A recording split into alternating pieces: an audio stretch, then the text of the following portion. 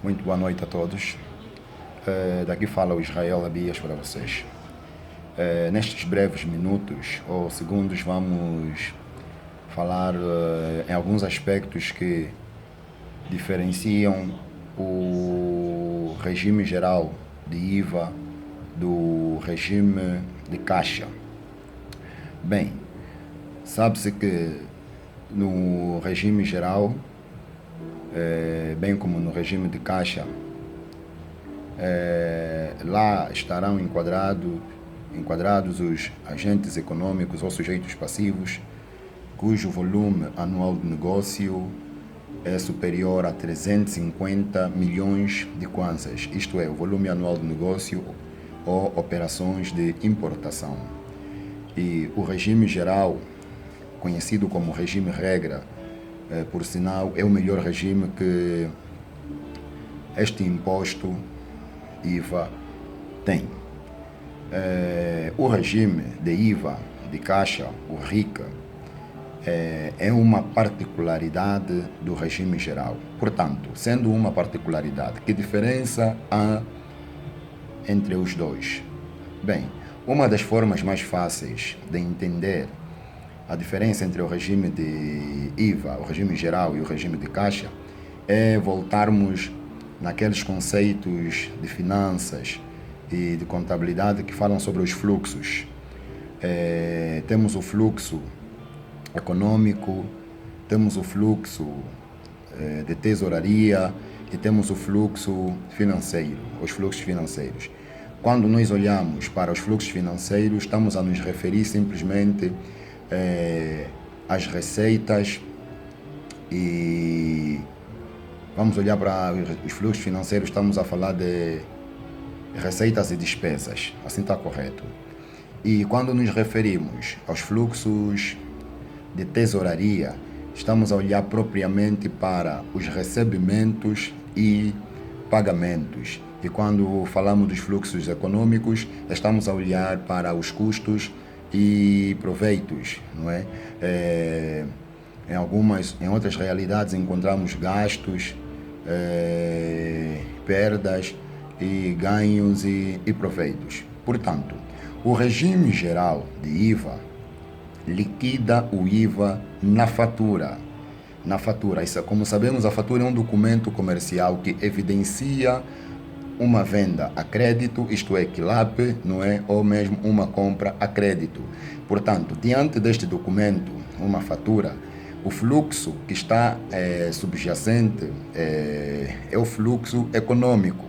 É o fluxo econômico, bem também como o fluxo financeiro. Isto é, se eu e Israel, sendo uma empresa, vendo a um cliente a prazo, eu vou emitir-lhe a fatura por esta venda. Quer dizer que há aqui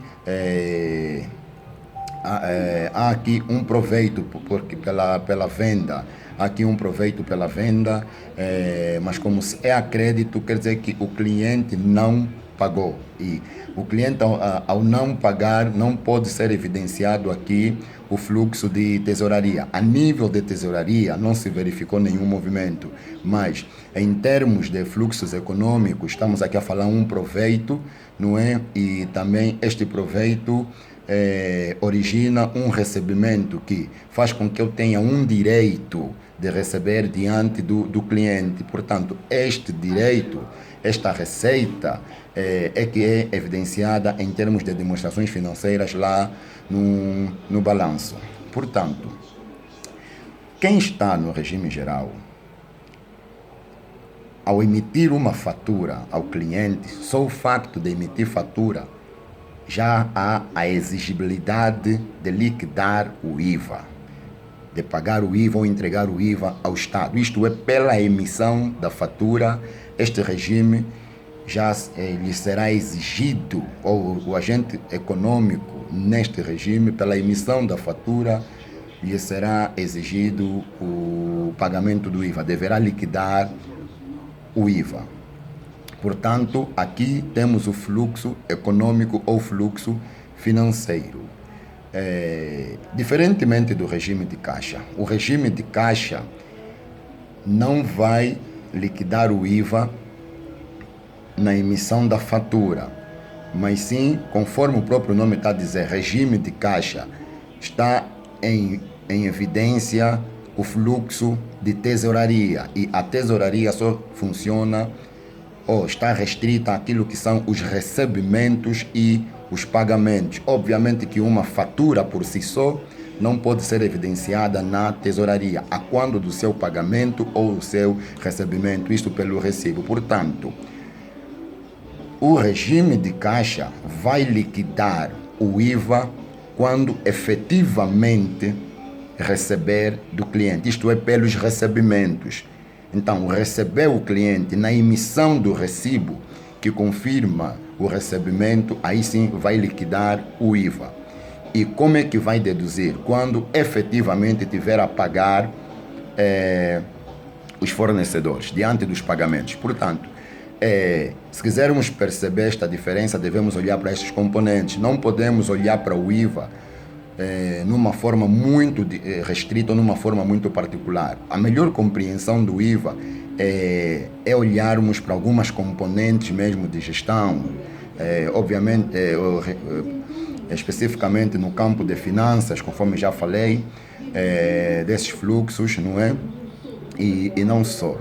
Bem, é bom também saber que o regime de IVA de caixa, devido às suas especificidades, é um tipo de regime que vem para melhorar a gestão da tesouraria das empresas.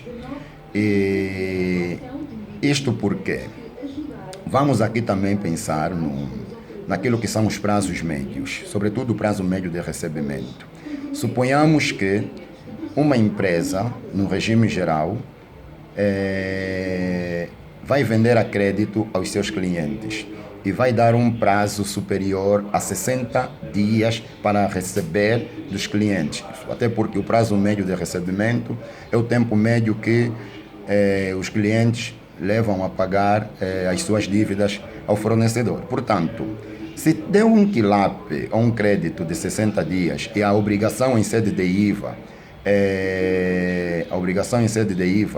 é de um mês, significa aqui dizer que a empresa tem que ter tesouraria para cobrir esta lacuna no final do mês, não é? E quando o cliente vir pagar no tempo previsto, poder assim regularizar.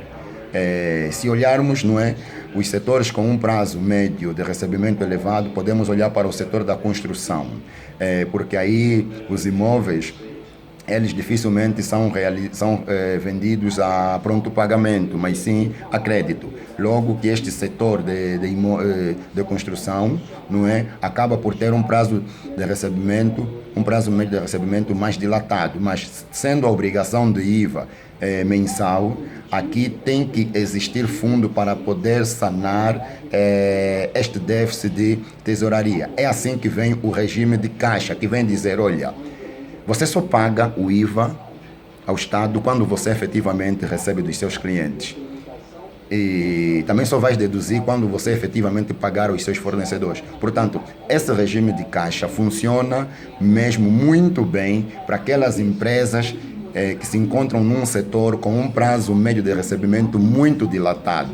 Isto o exemplo prático que nós demos é o setor da construção, não é? O setor da construção civil. Então, concluindo, melhor forma para entender a diferença entre regime geral e regime de caixa é que o regime geral liquida o IVA pela fatura. Basta emitir fatura, emitir fatura ao cliente, tem IVA.